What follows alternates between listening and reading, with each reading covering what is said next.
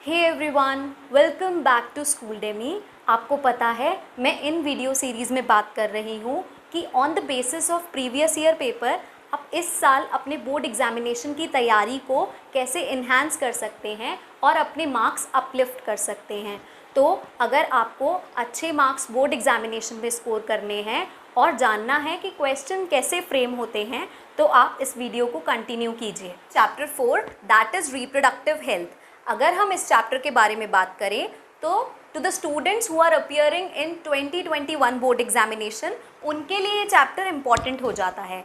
क्यों ये चैप्टर इसी साल इम्पॉर्टेंट हो जाता है? एज आई टोल्ड यू, क्योंकि 30% सिलेबस रिड्यूस हो गया है और यूनिट 1 में से चैप्टर 1 एलिमिनेट हो गया है which was important for MCQ based question. Therefore ये वाले चैप्टर की importance for the MCQ based question बढ़ जाती है। इस चैप्टर में कुछ ऐसे फैक्ट्स हैं, टर्म्स हैं that those are important for MCQ based question. दूसरी चीज़, इस चैप्टर में से वैल्यू बेस्ड क्वेश्चन पूछे जाते हैं।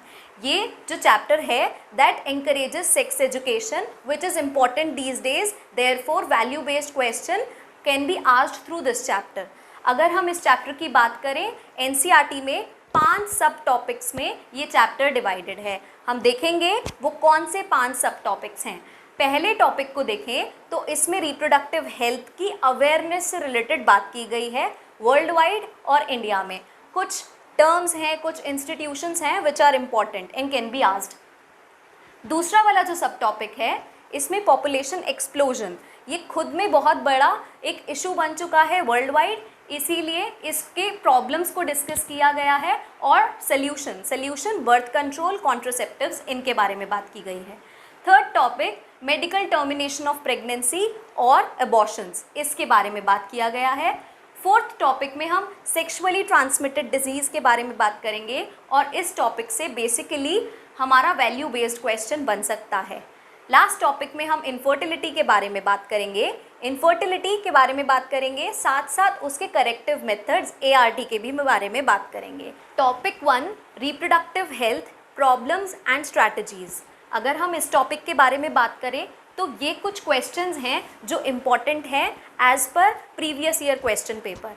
हम पहले क्वेश्चन की बात करेंगे तो आपसे डेफिनेशन पूछी जा सकती है रिप्रोडक्टिव हेल्थ की। चैप्टर है, आपको उसके बारे में बेसिक आइडिया तो होना ही चाहिए, तो वो चीज़ डेफिनेशन से पूरी होगी। अभी तक डेफिनेशन पर कोई क्वेश्चन नहीं पूछा गया है। कई बार जो अनटच्ड टॉपिक होते हैं वो इम्पॉर्टेंट हो जाते हैं और बच्चे वही छोड़ देते हैं, वही मार्क्स कट जाते हैं। लेकिन आप और हम ऐसा नहीं करेंगे, हम वो टॉपिक ज़रूर प्रिपेयर करेंगे। तो डेफिनेशन आपको याद होनी चाहिए। सेकेंड क्वेश्चन के बारे में बात करें तो फैमिली प्लानिंग पे क्वेश्चन पूछा गया है कि जो फैमिली प्लानिंग है when was it started? It was an initiative by government of India. तो फैमिली प्लानिंग वो स्टार्टेड इन 1951। ये क्वेश्चन नीट में 3 बार पूछा गया है पिछले कुछ सालों में, तो इट इज़ इम्पॉर्टेंट। अब जो फैमिली प्लानिंग है वो किस नाम से जाना जाता है, ये भी क्वेश्चन पूछा जाता है। तो जो फैमिली प्लानिंग है now it is known as by RCH, reproductive child health care programme. इससे रिलेटेड आपको इसका फुल फॉर्म पता होना चाहिए और इसके 2 टास्क भी हमें 2 मार्क में पूछा जा सकता है।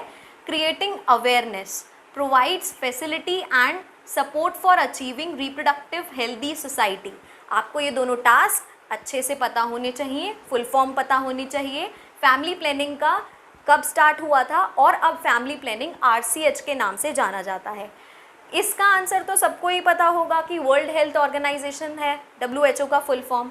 नेक्स्ट क्वेश्चन की बात करेंगे कि गवर्नमेंट और नॉन गवर्नमेंट इनिशिएटिव क्या लिए गए हैं to create awareness for reproductive health and sex education.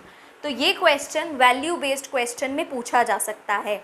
आपको NCERT में डिटेल में डिस्क्राइब्ड है, आपको ये क्वेश्चन 2 या 3 मार्क के क्वेश्चन के हिसाब से प्रिपेयर करना है। Statutory ban on amniocentesis. अब आप एक काम कीजिए, चैप्टर 4 खोल लीजिए अपनी किसी भी टेक्स्ट बुक में, रेफरेंस बुक या NCERT, उसमें जाइए और एमनियोसेंटेसिस पर इम्पॉर्टेंट टिक लगा दीजिए, क्योंकि इस टॉपिक में से नीट में भी और बोर्ड्स में भी क्वेश्चन पूछा जाता है।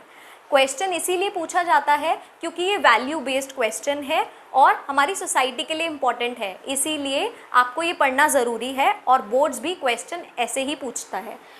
एमनियोसेंटेसिस के बारे में ये कहा जाता है क्यों जब मदर प्रेग्नेंट होती है उसके वूम में फीटस होता है, उस टाइम के में जब 16 to 22 वीक्स के ड्यूरेशन के बीच में ये प्रैक्टिस की जा सकती है।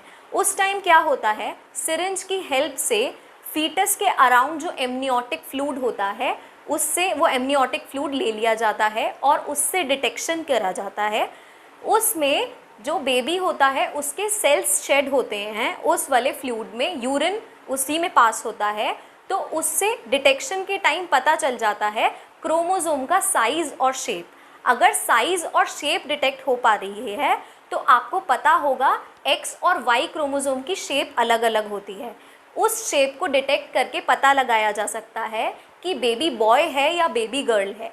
अब कुछ फैमिलीज़ ऐसी होती हैं जिन्हें बेबी गर्ल नहीं चाहिए होती है, they think that they are useless और अनवांटेड, तो वो क्या करते हैं, मदर को या सोसाइटी में ऐसा प्रेशर क्रिएट करते हैं कि अबॉर्शन कराना पड़ता है।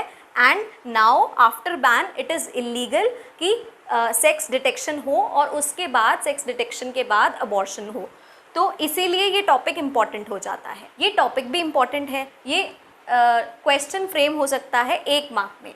सहेली जो ओरल कॉन्ट्रासेप्टिव पिल है ये इंडिया में बनी है, इसी वजह से ये इम्पॉर्टेंट है।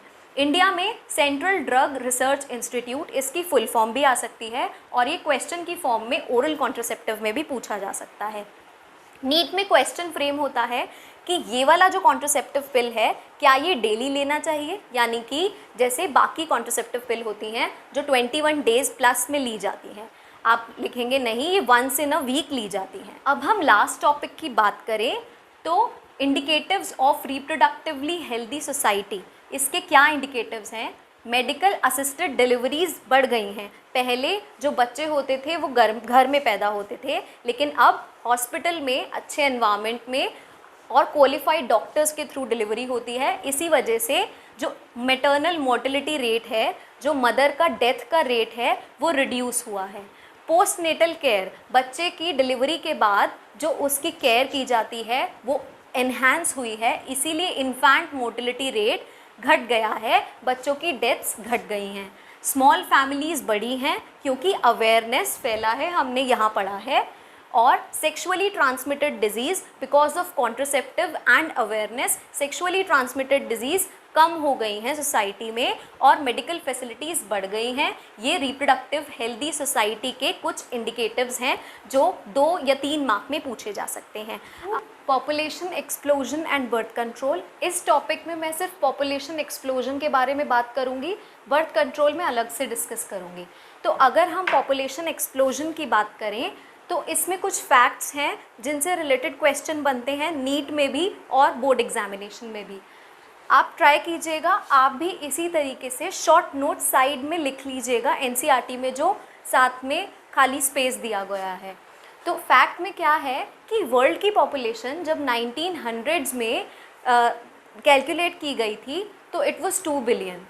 100 साल में ऐसा क्या हुआ कि ये 3 गुना हो गई, 6 बिलियन, और फिर उसके बाद 11 साल में 7.2 बिलियन। किस रेट से पॉपुलेशन मल्टीप्लाई हो रही है, फर्दर इससे क्या प्रॉब्लम आ सकती है, हमें क्या ज़रूरत है कि अब हम इसे देखें और फिर उसके बाद टेंस हो जाएं। क्योंकि अगर जिस हिसाब से पॉपुलेशन बढ़ेगी रिसोर्स की स्कार्सिटी होगी और फिर उसके बाद वो ह्यूमन के लिए अच्छा नहीं होगा या किसी भी और स्पीशीज़ के लिए अच्छा नहीं होगा। इंडिया के रेस्पेक्ट में अगर हम बात करें, हम 1947 से डेटा लेंगे क्योंकि उसी के बाद हमारी इंडिपेंडेंस हुई थी। 1947 में हम 350 मिलियन थे, उसके बाद 2000 में हम 1 बिलियन हो गए। कैन यू इमेजिन, अगर पूरे वर्ल्ड में देखा जाए तो हर छठा इंसान इंडियन, और उसके बाद 2011 में 1.2 बिलियन। पॉपुलेशन ग्रोथ रेट की अगर हम बात करें तो it is less than 2%, around 1.7%। तो ये भी फैक्ट बेस्ड क्वेश्चन में पूछा जा सकता है, 1 मार्क क्वेश्चन में। अब हम बात करें कि क्या रीज़न्स हैं कि ये पॉपुलेशन ग्रोथ रेट बढ़े जा रहा है, तो ये कुछ रीज़न्स हो सकते हैं कि मेडिकल फैसिलिटीज़ बढ़ गई हैं। क्योंकि मेडिकल फैसिलिटीज़ बढ़ गई हैं तो किसी को भी बीमारी होती है, कोई भी ज़्यादा एज होती है तो हम उसे मरने नहीं देना चाहते, हम उसे हॉस्पिटल एडमिट करा देते हैं, तो जान बचने के बहुत ज़्यादा चांसेस हो जाते हैं, जिसकी वजह से पॉपुलेशन बढ़ रही है, पॉपुलेशन एक्सप्लोजन हो रहा है। तो मेडिकल फैसिलिटीज़ बढ़ गई हैं, मैटरनल मोर्टेलिटी रेट कम हो गया है, इन्फेंट मोर्टेलिटी रेट भी कम हो गया है, तो बच्चे ज़्यादा बच रहे हैं, मदर ज़्यादा बच रही हैं, बाकी लोग भी, एजेड पीपल भी ज़्यादा बच रहे हैं, और रिप्रोडक्टिव एज जो है, जो रिप्रोड्यूसिबल एज है कपल्स की, that is also increasing because awareness is increasing.